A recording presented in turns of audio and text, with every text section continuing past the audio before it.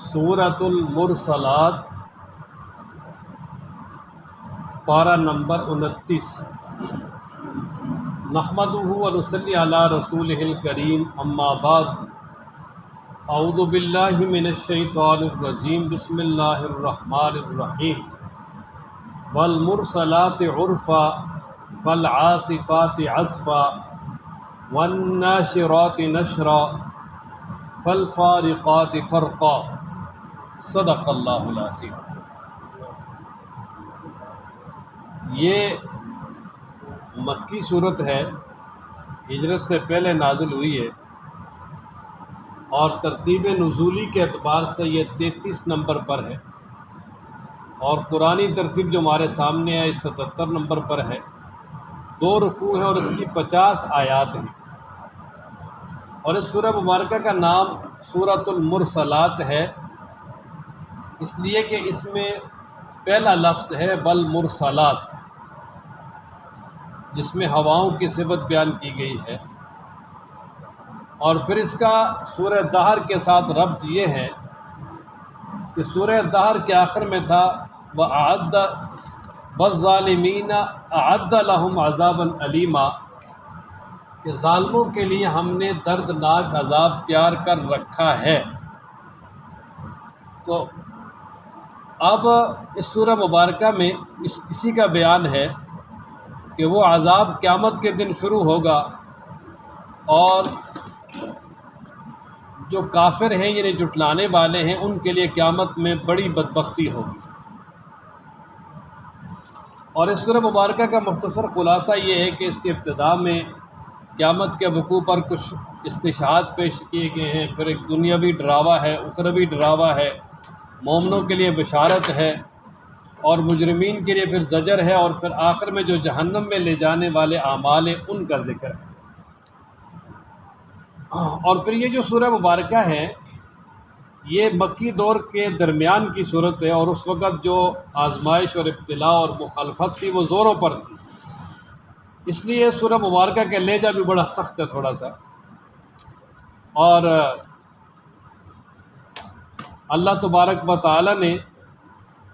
چونکہ کفار بار بار مطالبہ کرتے تھے، شور شرابہ کرتے تھے کہ وہ ہمیں سزا کب ملے گی، ہمیں عذاب کیوں نہیں دیا جاتا، تو اس سورہ مبارکہ میں اس کا جواب دیا کہ بھائی وہ سزا ضرور ملے گی، لیکن قیامت کو ملے گی، اور اس کا وقت مقرر ہے، اور اس وقت کا انتظار کریں، جب وہ آئے گا تو سب کو پتہ چل جائے۔ پھر اب اس سورہ مبارکہ میں جو پہلی 4 آیات ہیں ان میں ہواؤں کی 4 صفات بیان کی ہیں، اور گویا کہ ہواؤں کی ایک طرح ایک قسم اٹھائی ہے، اور اللہ تبارک و تعالی جن چیزوں کی قسم اٹھاتے ہیں وہ ایک استشہاد ہوتا ہے، یعنی جو مقسم علیہ جس پہ قسم اٹھائی جاتی ہے اس پر۔ مثلا اللہ تعالیٰ ارشاد فرماتے ہیں والمرسلات عرفا، قسم ہے ان ہواؤں کی جو نرم نرم چلتی ہیں، فالعاصفات عصفا، پھر ان آندھیوں کی جو تیز ہو کر چلتی ہیں، کہ پھر وہی ہوا آہستہ آہستہ زور پکڑ کے ایک جھکڑ بن جاتی ہے، خوب تیز ہو جاتی ہے۔ والناشرات نشرا، اور پھر پھیلانے والی ہواؤں کو خوب، یعنی بادلوں کو پھر خوب پھیلانے والی جو ہوائیں ہیں ان کی قسم اٹھاتا ہے۔ فالفارقات فرقا، پس جدا کرنے والی ہواؤں کی بانٹ کر، کہ وہ ہوائیں جب چلتی ہیں تو بادلوں کو بالکل جو ہے نا وہ فضا میں لے جاتی ہیں، پھر اگر بارش برسنا مقصود ہو تو ٹھیک ہے، وگرنہ وہ تیز ہو کر ان کو بانٹ دیتی ہیں، کوئی ٹکڑے کوئی ادھر کوئی ادھر، یا یہ ہے کہ بادلوں کے ٹکڑوں کو بانٹ کر الگ کر کے وہاں لے جاتی ہیں جس جگہ پہ اللہ تبارک و تعالیٰ کی طرف سے بارش برسانا مقدر ہو چکا ہوتا ہے۔ تو اب ان میں قیامت پر یہ استشہاد ہے کہ دیکھیں کچھ ہوائیں نرم چلتی ہیں، کچھ تیز ہو کر آندھیاں بن جاتی ہیں، تو اب جو نرم چلتی ہیں ان سے جو ہے نا وہ لوگوں کو فائدہ ہوتا ہے، جو بعض دفعہ بہت تیز چلے تو لوگوں کو نقصان بھی ہوتا ہے۔ اسی طرح قیامت والا دن جب آئے گا تو اس میں بھی ایمان والوں کے ساتھ بڑی نرمی ہوگی، آسانی ہوگی، اور جو کفار ہیں اور مجرم ہیں ان کے ساتھ بڑی سختی ہوگی۔ اس کے بعد آگے 5ویں آیت میں اللہ تبارک و تعالیٰ نے فرشتوں کی قسم اٹھائی کہ فالملقیات ذکرا، کہ بس قسم ہے ان فرشتوں کی جو نصیحت القاء کرنے والے ہیں، یعنی جو وحی لاتے ہیں نبی پاک صلی اللہ علیہ وسلم پر، عذراً عذر ختم کرنے کے لیے، او نذراً یا ڈرانے کے لیے، کہ جو وحی ہے اللہ تبارک و تعالیٰ کی طرف سے وہ نازل ہوتی ہے، اس کا ایک مقصد تو یہ ہے کہ تاکہ کل لوگ جو ہے نا یہ عذر پیش نہ کر سکیں اللہ کے دربار میں، جی ہمیں تو ڈرانے والا آیا ہی کوئی نہیں، ہم تک تو بات پہنچی نہیں، لہٰذا اللہ تبارک و تعالیٰ نے فرشتوں کے ذریعے وحی نازل کر کے یہ عذر ختم کر دیا کہ قیامت کے سارے کی سارے جتنے بھی احوال تھے وہ بیان کر دیے، او نذراً یا ڈرانے کے لیے، یعنی کفار اور اسی طرح جو قیامت کو نہ ماننے والے ہیں تاکہ وہ ڈریں اور اس قیامت سے پہلے اس کے آنے سے پہلے جو ہے نا وہ اس کی تیاری کر لیں، اور یا یہ ہے کہ یہ عذراً مومنوں کے لیے خوشخبری ہے اور نذراً کفار کے لیے جو ہے نا وہ آخرت کا ڈر سنانے والی ہے۔ تو گویا کہ اللہ تبارک و تعالی جو فرشتے ہیں ان کے ذریعے اللہ تبارک و تعالی آیات قرآنیہ نبی پاک صلی اللہ علیہ وسلم پر نازل کرتے ہیں، تو وہ آیات بھی دو طرح کی ہیں، مثلا کچھ آیات میں جو ہے نا وہ مومنوں کے لیے بشارت ہے، اور کچھ آیات میں کفار کے لیے بڑا سخت ڈراوا ہے، عذاب کا ذکر ہے۔ اسی طرح جو قیامت کا دن آئے گا اس میں بھی ایسا ہی ہوگا کہ ایمان والوں کے ساتھ بڑی نرمی ہوگی اور ان کو خوشخبری سنائی جائے گی، اور کفار جو ہے ان کے ساتھ بڑی سختی ہوگی۔ اور اب یہ جو چند قسمیں اٹھا کر اس کے بعد اللہ تبارک و تعالیٰ نے آگے جواب قسم ذکر کیا کہ انما بے شک تو عدونا، جس کا تمہارے ساتھ وعدہ کیا گیا ہے، لواقع پورا ہونے والا ہے، یعنی جو قیامت کا وعدہ ہے نا جی وہ پورا ہونے والا ہے، کہ جس طرح اللہ تبارک و تعالیٰ ہوائیں چلاتا ہے، نرم بھی تیز و تند بھی، اور اسی طریقے سے وہ ہوائیں بادلوں کو سمندروں سے اکھاڑ کر وہ فضا میں بکھیر کر وہاں اللہ تعالیٰ اس کے ذریعے بارش برساتا ہے، پھر فرشتوں کے ذریعے وحی نازل کرتا ہے، تو وہ اللہ تبارک و تعالیٰ قیامت بھی قائم کرے گا، اور قیامت کو جو وعدہ تمہارے ساتھ ہے وہ پکا ہے، اس میں کوئی کسی قسم کا جھوٹ نہیں ہے، بلکہ اس میں بھی اللہ تعالیٰ نے تاکیدیں لگا کہ ان کی بھی اور پھر آگے لام کی بھی، کہ انما توعدون لواقع، کہ بے شک جس کا تمہارے ساتھ وعدہ کیا گیا ہے وہ پورا ہونے والا ہے، واقع ہونے والا ہے، یعنی قیامت لازماً آئے گی، اس کے آنے میں کوئی شک و شبہ نہیں ہے۔ اچھا پھر آپ کے وہ کب آئے گی؟ تو اس کے جو ہے نا وہ اللہ تبارک و تعالیٰ نے یہاں کچھ احوال بیان کر دیے، بلکہ 4 احوال بیان کیے۔ نمبر 1 فرمایا فَإِذَا النُّجُومُ طُمِسَتْ، جب یہ ستارے بے نور کر دیے جائیں گے، ان کی روشنی ختم ہو جائے گی۔ وَإِذَا النُّجُومُ انْكَدَرَتْ، دوسرا مقام پر کہ جب ستارے میلے ہو جائیں گے، کہ آج دیکھیں نا رات کو ستارے چمکتے نظر آتے ہیں، ان کی روشنی ٹمٹماتے رہتے ہیں، لیکن جب قیامت برپا ہوگی تو یہ سارے کے سارے ان کی روشنی چھین لی جائے گی، ختم ہو جائے گی، اپنی جگہ پہ نہیں رہیں گے۔ نمبر 2 وَإِذَا السَّمَاءُ فُرِجَتْ، اور جب آسمان کو کھول دیا جائے گا، کہ آسمان کو جو ہے نا وہ آسمان پھٹ جائے گا، ریزہ ریزہ ہو جائے گا۔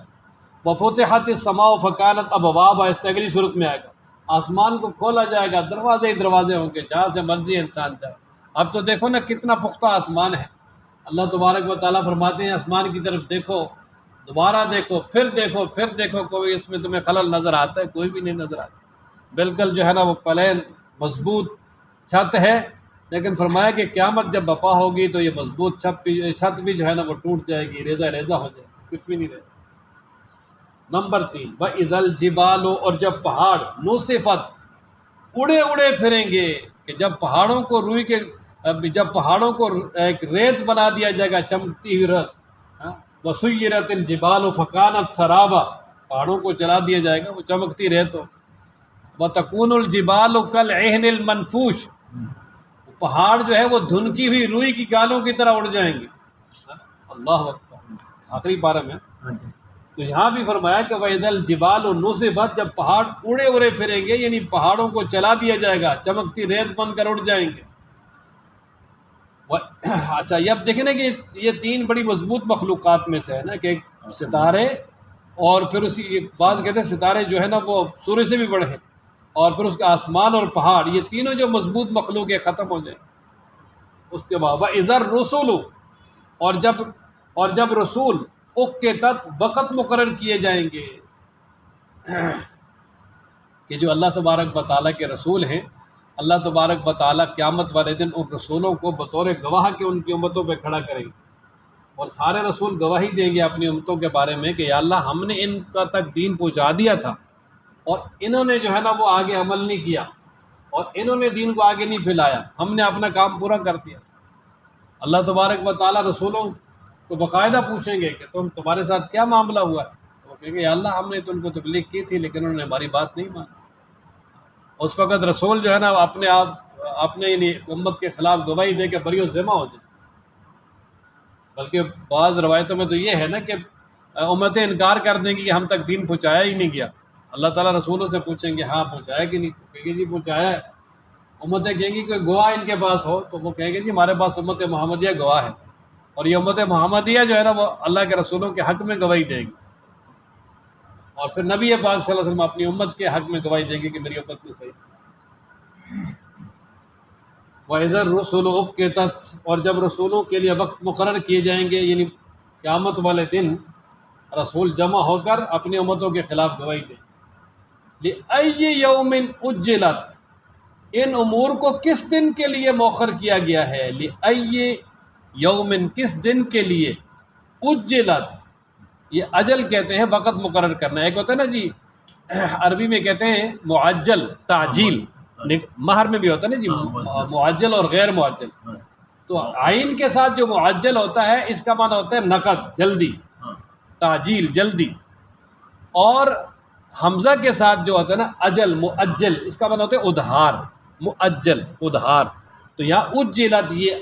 یہ جو حمزہ کے ساتھ ہے تو اس کا معنی ہے کہ کس ادھار، کس کے لیے؟ ادھار کا معنی مؤخر ہوتا ہے نا، اس لیے اصل معنی اس کا ہے لِأَيِّ يَوْمٍ أُجِّلَتْ، کس دن کے لیے ان کاموں کو مؤخر کیا گیا ہے؟ چونکہ لوگ انبیاء سے دنیا میں عذاب مانگتے تھے نا، کہتے تھے جلدی عذاب لے کر آؤ، اللہ تبارک و تعالیٰ کی طرف سے پھر ان کو مؤخر کیا جاتا تھا۔ تو فرمایا کہ وہ کس دن کے لیے ان چیزوں کو مؤخر کیا گیا ہے کہ جس دن میں یہ ستارے بے نور ہو جائیں گے، آسمان کھول دیا جائے گا،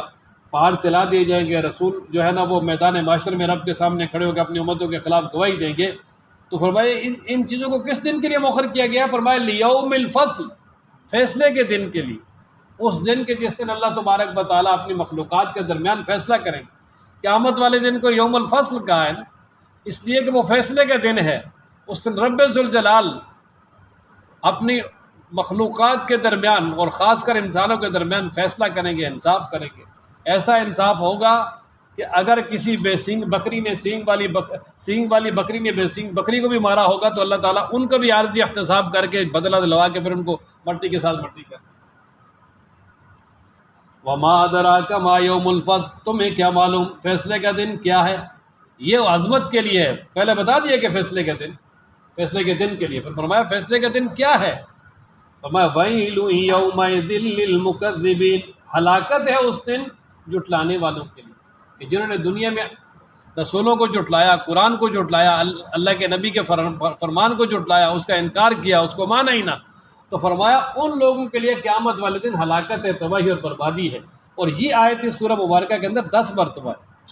جس طرح ہے نا سورہ رحمان میں فَبِأَيِّ آلَاءِ رَبِّكُمَا تُكَذِّبَانِ، اس سورہ مبارکہ میں یہ 10 مرتبہ ہے آیت مبارکہ۔ اس میں بار بار کہا گیا ہے کہ وہ جو قیامت کا دن ہے، اس دن جو انکار کرنے والے ہیں نا جی، ان کے لیے بڑی خرابی اور تباہی اور بربادی ہے۔ اللہ ہمیں سب کو محفوظ فرمائے۔ الم نہلک الاولین، اچھا یہ ایک دنیاوی ڈراوا بیان کر دیا جی کہ کفار مکہ کو کہ دیکھو تم انکار کرتے ہو اور تم کہتے ہو ہمیں کون عذاب دینے والا ہے، تو فرمایا کہ ذرا دیکھو جو تم سے پہلے قومیں گزری ہیں ان کو ہم نے کس طرح ہلاک کیا ہے۔ کہ سب سے پہلے جو ہلاک ہونے والی قوم نوح ہے۔ حضرت سیدنا نوح علیہ السلام کی قوم نے جب انکار کیا، 950 سال تبلیغ کی، نہ مانا تو اللہ تعالیٰ نے زمین سے بھی پانی نکالا، آسمان سے پانی برسایا، پوری روح زمین پہ پانی پھیل گیا اور سیلاب کے اندر ہلاک کر دیا ان کو۔ اور پھر اللہ تعالیٰ فرماتے ہیں کہ ثم نتبعہم الآخرین، پھر ان کے بعد ہم جو پیچھے اور لوگوں کو قومیں بھیجتے رہے ہیں وہ بھی نافرمانی کرتی رہی، ان کو بھی ہم نے ہلاک کیا ہے۔ مثلا قوم نوح کے بعد قوم عاد آئی، انہوں نے ہلاک کیا، انہوں نے انکار کیا، عادیوں کے ذریعے ہلاک کیے گئے۔ پھر قوم سمود آ گئی، اس نے انکار کیا، اللہ تعالیٰ نے ایک زوردار دھماکے کے ساتھ اور اسی طریقے سے زلزلے کے ساتھ ان کو ہلاک کیا۔ پھر قوم لوط آ گئی، اس نے انکار کیا، اللہ تعالیٰ نے ان پہ پتھر برسا دیا، ان کی بستیوں کو الٹ دیا۔ اور پھر قوم شعیب آئی، انہوں نے انکار کیا، اللہ تبارک و تعالیٰ نے بھی زلزلے سے اور اسی طرح آسمانی آفت سے ہلاک کی۔ موسیٰ علیہ السلام کے خلاف جو فرعون تھا اس کو پانی میں ہلاک کیا۔ تو گویا اللہ تعالیٰ فرما رہے ہیں کہ جس طرح ہم نے پہلی قوم جو نافرمان تھی اس کو ہلاک کیا، پھر اس کے بعد ہم نافرمان قوموں کو ان کے پیچھے پیدا کرتے رہے اور جو نہ ماننے والے تھے ان کو ہلاک کرتے رہے۔ تو ساتھ ہی ڈراوا سنا دیا، فرمایا کذالک نفعل بالمجرمین، جو مجرم ہیں ان کے ساتھ پھر ہم یہی کرتے ہیں۔ گویا یہ مکہ والوں اور آنے والے قیامت تک آنے والے لوگوں کو یہ ڈراوا ہے کہ اگر تم بھی انہی جیسی روش اختیار کرو گے تو پھر تمہارے ساتھ بھی یہی ہوگا، تمہیں بھی ہلاک کیا جائے۔ لیکن نبی پاک صلی اللہ علیہ وسلم کی دعا ہے کہ اللہ میری امت کو ایک دفعہ ہلاک نہیں کرنا، بس وہ ایک دعا چل رہی ہے، اللہ تبارک و تعالیٰ نے پوری امت کو ہلاک نہیں کرنا، وگرنہ اس امت کے جو کام ہیں وہ پہلوں سے بھی زیادہ بعض دفعہ بگڑے ہوئے۔ الم نہلک الاولین، کیا ہم نے ہلاک نہیں کیا پہلوں کو؟ تو ظاہر لازماً ہلاک کیا، پتہ ہے دنیا والوں کو قوم عاد، قوم ثمود کا اور اسی طرح قوم نوح کا تذکرہ موجود ہے۔ ثم پھر نتبعہم، ہم ان کے پیچھے بھیجتے رہے، الآخرین، پچھلوں کو، کہ پھر ہم ان کے پیچھے بھیج دیتے ہیں پچھلوں کو، یعنی جو پھر ان کے پیچھے لگاتار جو ہے نا وہ اور قومیں آتی رہی۔ کذالک، اسی طرح نفعل، ہم کرتے ہیں بالمجرمین، مجرموں کے ساتھ۔ یہ جب متکلم کا صیغہ ہے کہ آپ مجرموں کے ساتھ ایسا ہی کرتے ہیں۔ وَيْلٌ يَوْمَئِذٍ لِّلْمُكَذِّبِينَ، ہلاکت ہے اس دن، کیا یعنی جھٹلانے والوں کے لیے۔ فرمایا یہ تو دنیا کا عذاب ہے نا، تو قیامت کے والے دن جو ہے نا فرمایا کہ ان لوگوں کے لیے مزید ہلاکت، تباہی اور بربادی ہو۔ الم نخلقکم، اچھا اب اللہ تبارک و تعالیٰ نے قیامت پر آگے 4 عقلی دلائل بیان کر دیے، 4 عقلی دلیلیں کہ جن کو عقل بھی مانتی ہے، اور ان سے آگے اللہ تبارک و تعالیٰ نے پھر قیامت پہ استدلال کیا۔ چنانچہ سب سے پہلے رب ذوالجلال ارشاد فرماتے ہیں الم نخلقکم، کیا ہم نے تمہیں پیدا نہیں کیا من ماء مہین، ایک بے قدر پانی سے؟ کہ اللہ فرماتے ہیں انسان اپنی تخلیق کو طرف دیکھنا، اپنی پیدائش کو دیکھ کے کس پانی سے ہم نے تجھے پیدا کیا، اور اب تو کتنا نافرمان بنا پھرتا ہے، اپنی ذرا حالت کو دیکھ کے اللہ تبارک و تعالیٰ نے کس طرح تجھے پیدا کیا۔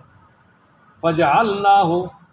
بس ہم نے کر دیا اس کو فی قرار مکین، ایک ٹھہرنے کی جگہ، اطمینان سے، یعنی پھر اسی نطفے سے جس سے انسان کو پیدا کرنا تھا، اللہ فرماتے ہیں ہم نے اس کو ایک محفوظ ٹھکانے میں محفوظ کر دیا، اور اس سے مراد ماں کا رحم ہے۔ ثم فجعلناہ، بس ہم نے اس کو کر دیا فی قرار مقیم، ایک ٹھہرنے کی جگہ، مکین اطمینان سے، یعنی اطمینان سے جو ٹھہرنے کی جگہ ہے، یعنی اصل معنی یہ ہے کہ پھر ہم نے اس کو ایک محفوظ جگہ میں رکھ دیا، اور یعنی ماں کے رحم میں محفوظ کر دیا، الی قدر معلوم، ایک وقت مقرر تک۔ وقت مقرر سے مراد وہی ہے جتنا انسان ماں کے رحم میں رہ سکتا ہے، 9 مہینے، فرمایا کہ کچھ عرصے تک وہاں رہا۔ فقدرنا، پس ہم نے ایک اندازہ مقرر کیا، فنعم القادرون، پس ہم کیا ہی اچھا اندازہ مقرر کرنے والے کہ ہم نے یعنی انسان کے وہاں صورت بنائی، تخلیق کی، انسان کو بنایا، کتنا اچھا بنایا۔ هو الذی یصورکم فی الارحام کیف یشاء، وہ اللہ جو ماں کے پیٹ میں، ماں کے رحم میں تمہاری تصویر اور تمہارا پورا مجسمہ اور صورت شکل بناتا ہے جس طرح چاہتا ہے۔ فتبارک اللہ احسن الخالق، تو یہ پہلی دلیل بیان کی تھی کہ اللہ تعالیٰ فرماتے ہیں ذرا اپنی تخلیق پہ دیکھ لو کہ کس طرح کن مراحل سے گزار کر انسان تجھے انسان بنا دیا، تو کیا سمجھتا ہے کہ وہ خدا قیامت نہیں قائم کر سکے؟ جو تجھے ان مراحل سے گزار کر یہاں لایا ہے وہ تجھے دوبارہ تیرے وٹامنس کو زمین سے دوبارہ بھی نکال کر دوبارہ قیامت میں جمع کر سکتا ہے۔ وَيْلٌ يَوْمَئِذٍ لِّلْمُكَذِّبِينَ، فرمایا ہلاکت ہے اس دن جھٹلانے والوں کے لیے۔ دوسری دلیل الم نجعل الارض کفاتا، کیا ہم نے نہیں بنایا زمین کو سمیٹنے والی، احیاء و امواتا، زندوں کو اور مردوں کو۔ کہ اللہ تعالیٰ فرماتے ہیں نا کہ ہم نے زمین کو سمیٹنے والی بنائی، کہ یعنی اس زمین نے سارے کے سارے جو زندہ انسان ہیں ان کی بھی ساری کی ساری ضروریات کو جو وہ پورا کر رہی ہے، اور سارے دنیا کے اندر جو زندہ انسان ہیں ان کو بھی زمین میں ٹھکانہ دیا جا رہا ہے، جس طرح مرضی رہ رہے ہیں اور زمین پہ چل رہے ہیں، آ رہے ہیں، جا رہے ہیں، اور قیامت تک یہ زمین جو ہے نا ان کے لیے کافی ہوگی۔ اور اسی طرح فرمایا کہ چاہے وہ مردہ ہوں، کہ جب ان کو زمین میں دفن کیا تو زمین نے ان کو بھی اپنے اندر جگہ دی ہوئی ہے، قیامت تک ایسا نہیں ہوگا کہ بھائی زمین میں مردوں کے لیے دفن کرنے کی جگہ نہ ہو یا انسانوں پہ رہنے کے لیے جگہ نہ ہو، بلکہ انسانوں کے لیے رہنے کے لیے بھی جگہ اللہ تبارک و تعالیٰ دن بدن بڑھاتے رہیں گے، اور اسی طرح جو مردے ہیں ان کے جو دفن کرنے کے لیے بھی جگہ کبھی ختم نہیں ہوگی زمین سے۔ فرمایا زمین کی وسعت کو دیکھو کہ جس اللہ نے اتنی بڑی زمین بنا دی کہ جس نے جو ہے نا وہ تمہیں سمیٹا ہوا ہے، اپنے اندر لیا ہوا ہے زندگی کے اندر بھی، اور جب مر جاؤ گے تو پھر بھی وہ اپنے پیٹ پہ تمہیں لے لے گی، تو وہ اللہ قیامت بھی دوبارہ قائم کر سکتا ہے۔ اور قدرتی بات ہے جی، دیکھیں جتنے پہلے انسان کم تھے، اتنا غلہ یہ چیزیں کم تھی، اب جتنے انسان بڑھ گئے ہیں اتنے زیادہ جو ہے نا وہ سہولیات بھی آ گئی، وہ سہولیات جو ہمارے آباء و اجداد نے دیکھی بھی نہیں تھی آج ہمارے پاس ہے۔ اسی طرح پتہ نہیں اب آگے کیا کیا خزانے سامنے آئیں گے۔ اور وہ پہاڑی علاقے جہاں پر آج سے کوئی 30-40 سال پہلے یہ تصور بھی نہیں کر سکتا تھا کہ یہاں بھی کچھ اگایا جائے گا، اب یقین کریں جہاں سردیوں میں 15 سے 20 فٹ برف پڑتی ہے، گرمیوں میں وہاں بھی جو ہے نا بہترین کاشتکاری ہو رہی ہے، ہر طرح کی سبزیاں اور بڑی اعلیٰ قسم ایک فصل لیتے، بڑی دنیا بہت آگے جو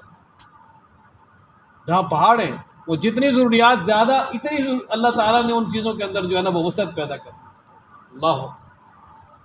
اب پہلے جو ہے نا وہ سفر کرنے کے لیے چھوٹی گاڑیاں اور یہ بیل گاڑیاں جس طرح کے ٹانگے وغیرہ، اب دنیا کے اندر جو انسان پھیل گیا ہے تو اب اللہ تعالیٰ نے کتنی بڑی بڑی سواریاں بھی دے دی۔ اب وہ کہتے ہیں نا فاصلے کہاں، امریکہ کتنا دور ہے دنیا کے دوسرے کونے میں، انسان 15-20-24 گھنٹے میں پہنچ جاتا ہے، یہاں سے لندن کتنا دور ہے، دوسرا بر اعظم ہے وہ بھی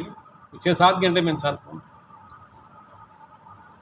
پہلے حج کے لیے لوگ جاتے تھے تو کتنے مہینے لگ جاتے تھے، اب جو ہے نا آرام سے اس طرح بیٹھا انسان اسی طرح وہاں پہنچ جاتا ہے۔ تو رب ذوالجلال ہے جتنی ضروریات زیادہ اتنی سہولیات زیادہ۔ اچھا جی،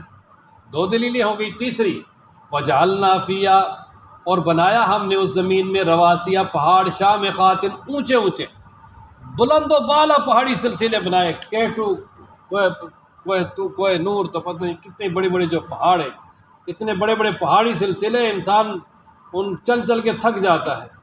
اور بڑے بڑے پہاڑی سلسلے جو ہے نا وہ بنائے زمین کی مضبوطی کے لیے۔ تو جو اللہ تبارک و تعالیٰ اتنے بڑے پہاڑی سلسلے بنا سکتا ہے، فرمایا وہ تمہیں بھی دوبارہ زندہ کر کے قیامت میں احتساب کر سکتا ہے۔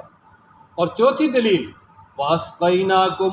اور ہم نے پلایا تم کو ماءً، پانی، فراتن، میٹھا، کہ بہترین میٹھا پانی جو ہے نا وہ تمہیں پلایا۔ وَاسْقَيْنَاكُمْ، اور ہم نے تم کو پلایا ماءً، فراتا، میٹھا پانی، کہ بہترین ذائقے والا پانی۔ اللہ نے پانی کا ذائقہ ایسا رکھا ہے کہ انسان جتنی مرتبہ پیے گا وہ انسان سیر نہیں ہوتا۔ اب دیکھیں نا یہ مشروبات جو میٹھے بنائے جاتے ہیں، انسان 2-4 مرتبہ پی لے تھک جاتا ہے، لیکن جو کھانے کی روٹی ہے، چاول ہیں، جو کھانے والی اشیاء ہیں روزمرہ کی، جو پانی ہے، انسان کبھی اسے سیر آدھا گھنٹہ پہلے پیا، پھر چاہت اسی طرح، پھر جب چاہت آئی اسی طرح آئے۔ رب ذوالجلال نے بڑا زبردست رکھا ہے اس کو۔ تو فرمایا جو رب تمہیں میٹھا پانی پلا سکتا ہے تو کیا وہ تمہیں قیامت میں دوبارہ اٹھا نہیں سکتا؟ اس لیے فرمایا قیامت جو ہے نا وہ قائم ہوگی، لیکن فرمایا ویل یومئذ للمکذبین، اس دن جھٹلانے والوں کے لیے بڑی ہلاکت، تباہی اور بربادی ہے۔ اس لیے فرمایا جھٹلانے والے نہ بنو، قیامت کا اقرار کرنے والے بنو اور اس کی تیاری کرنے والے بنو۔ اللہ تعالی ہم سب کو توفیق عطا فرمائے۔